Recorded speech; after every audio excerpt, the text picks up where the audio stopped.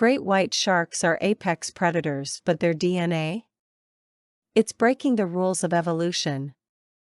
Here's the mystery: their nuclear DNA is almost identical worldwide. But their mitochondrial DNA is wildly different, especially in South Africa. For 20 years, scientists thought they had the answer. Female sharks return to breed in the same place. A behavior called philopatry makes sense, until they tested it.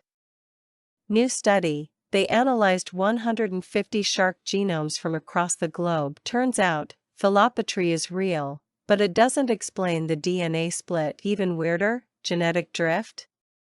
Doesn't fit reproductive skew? Ruled out natural selection? Maybe, but it would have to be brutally lethal. So what's the answer? Scientists admit, we have no idea. After 20 years, one of the ocean's top predators still holds a genetic secret we can't crack. Nature 1, Science 0.